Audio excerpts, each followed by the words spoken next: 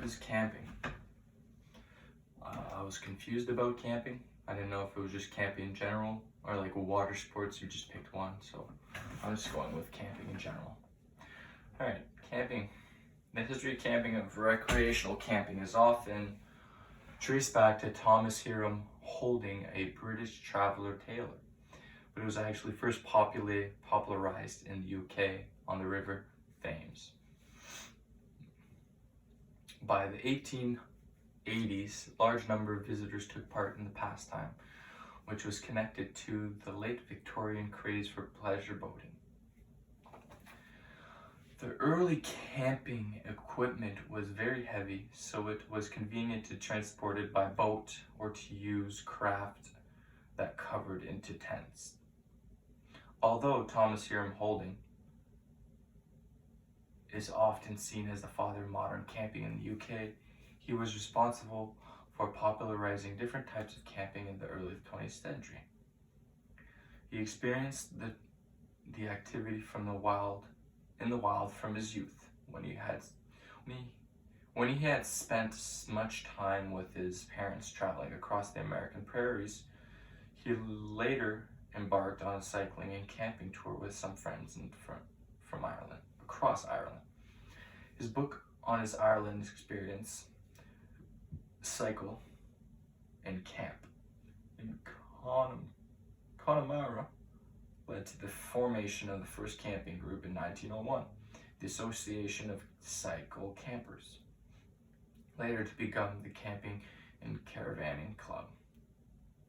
He wrote the Camper's Handbook in 1908 so that he could share his enthusiasm for the great outdoors with the world. Possibly the first commercial camping ground was Cunningham's Camp near Douglas, Isle of Man, which opened in 1894. In 1906, the Association of Cycle Campers opened its first own camping site in Weybridge. By that time, the organization had several hundred members. In 1910, the association was merged into National Camping Club, although World War I was responsible for a certain hiatus in the camping activity. The association received a new lease of life after the war when Sir Robert Baden-Powell, founder of the Boy Scouts movement, became its president. In the US, camping may be traced back to William Henry Harrison Murray in 1869, publication of Camp Life in the Adirondacks, resulting in a flood of visitors to the Adirondacks. Now, camping, there's billions and billions of equipment that you can bring, but I'll just do the main ones. Like, you need a tent, sleeping bag, pillow, flashlight, like camp table, you can get away with that. Flashlight, you don't need a lantern. You could always use multi-tool. Duct tape if your camp or your tent slits open, or I don't know if that's possible. I don't really know tents. You got extra cord, extra spools, I think. No, I'm not sure that's what they call it. But like the sticks that go into tents to form tents. Mallet or hammer for your to bang in your tent, but I'm guessing that's going on set with the tent equipment. And maybe a saw and axe for firewood. Matches, lighter, fire starter, eating utensils, plates, paper plates that you pick up your garbage, because I hate that when people don't pick up their shit. Oops. A knife, water, trash recycling bags, please and thank you. Some good clothes, some dry fit, because if you're hiking at the same time and it's a bit chilly out, you don't want to get cold. Quick drying pants, long sleeve shirts, lightweight fleece jacket, boots, preferably boots, or hiking shoes. I don't know if they was classified as boots or shoes, but like the Salomon, all that kind. some nice socks, rainwear, of course, nice hat, sunscreen if it's sunny out, and if it's cold, warm insulated jacket, long underwear, fleece pants. Like we went through that when we were doing the raquette, snowshoes. Yeah, pretty much all those kinds of clothes. If it's cold out, not necessarily like the large jackets and the snow pants and the snow boots, but I'm talking about like if it's like 5 degrees out and it's a bit wet and you're up in Wakefield in the Gatineau Park hiking and then staying the night, you know, that kind of stuff. I'm going to talk about the technological revolutions. Back in the early days of camping, campsites were full of campers coming in with their cars, and they used hammocks that were specifically designed to be strung in their cars for sleep. Most of the people in the early camping stages, they're high end. They would pay people, they literally paid guides to come with them, fish and hunt for them, cook their food for them, and then they would just sit around camping and doing what rich people do, I guess. They're like fancy people. They would come in their cars. The people that would go fishing, then they would just eat their food, make a fire, I don't know. But it was that was a lot of it back then. And they would sleep in the cars. So, not really camping. And yeah, those designs of the hammock strung in their cars brought on the nowadays version of RVs. Also, there's new devices where you would get a propeller, stick it in a river, and use the current. It would spin the propeller, and you would just attach that to a battery. It would charge the battery, and then you can use your battery to charge your phone, flashlights, or whatever. Also, you have the one where you have a mini fire. You have your thing underneath, you have your fire, and then you have a little stove on top. You can cook your food. At the same time, you can charge your batteries using the thermal heat. That's pretty cool, honestly. I like that. And then you got portable solar panels. I mean, it's all clean energy, so that's honestly nice.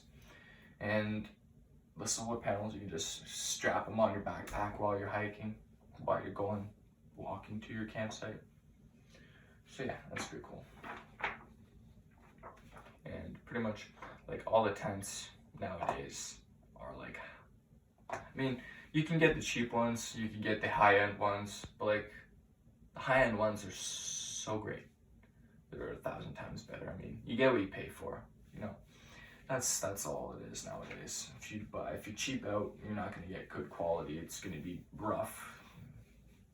If you get high-end, geez, you can buy tents. They're very expensive. Just a gazebo. We're looking to get a gazebo on my cottage, put it on our dock for when it gets 35 degrees out. They're $1,500. It's nuts. It's nuts. Alright, manufacturing process. For this, I'm just going to use a tent as an example, because I mean, like I said, I was kind of confused if we had to choose a type of camping or not. So I'm just go with tent. We order materials for every production run in many months. Pre-production. That's pre-production. Many months in advance. We do an exhaustive quality control testing so we can ensure that we can replace any inferior component before the long production begins.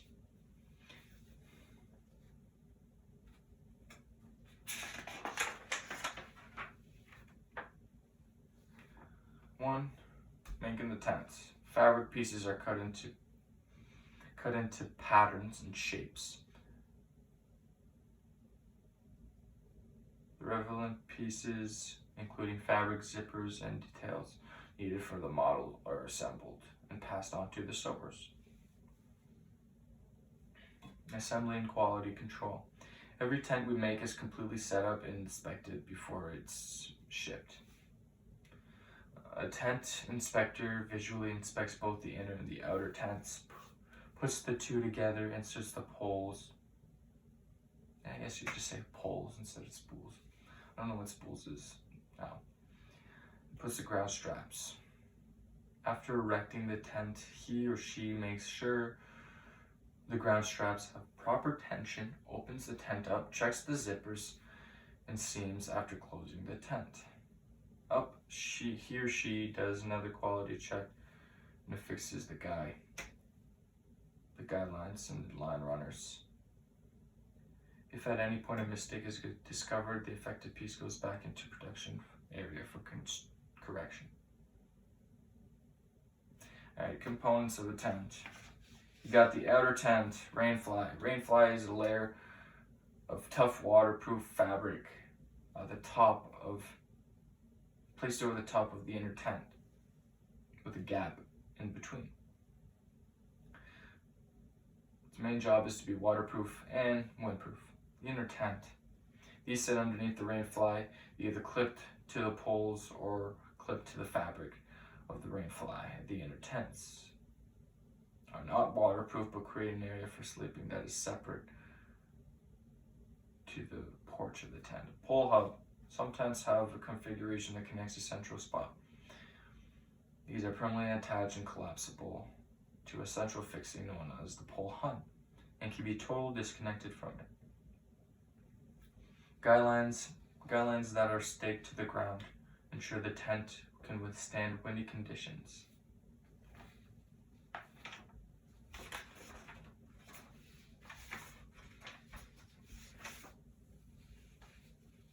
Pegs and stakes keep the tent securely attached to the ground. They're usually metal. Gear loft. Some tents make the most extra space in the ceiling to have a small shelf to store small items of gear. Got storage pockets. The ground sheet. It's the ground. It's what you lie on. It's what you sleep on. It's usually waterproof, highly durable. Although lightweight tents have often thin ground sheet, inner tents have integrated ground sheets.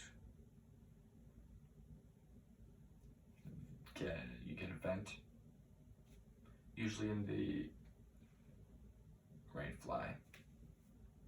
They're essential to keeping airflow through the tent, which is kind of essential. I mean, if you're sleeping the night in it. Got the mesh door, that's air in and out, keeps the flies out. And that's what you need.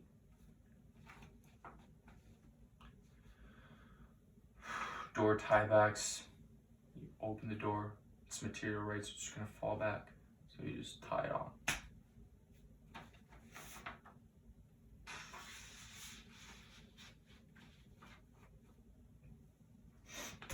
And for camping, there are many different adjustments or tweaks to make your trip so much more comfortable. I mean, if you want to be 100% comfortable, get an RV. Higher class is going to be higher, more comfortable. But same thing for equipment and clothes. If you buy the most expensive boots, your feet won't ache. If you buy the most expensive clothes, your body won't get cold. It's all just within budget, honestly. Comfort is all budget. I mean, also, you'd want to find a nice, comfortable spot. If you can get down in the lower valley, surrounded by trees, you won't get that wind. If you want to get close to water, you'll get that nice breeze on a hot day. I mean, it's all within what you want. There's so much adjustments and tweaks to make. And that's it for camping.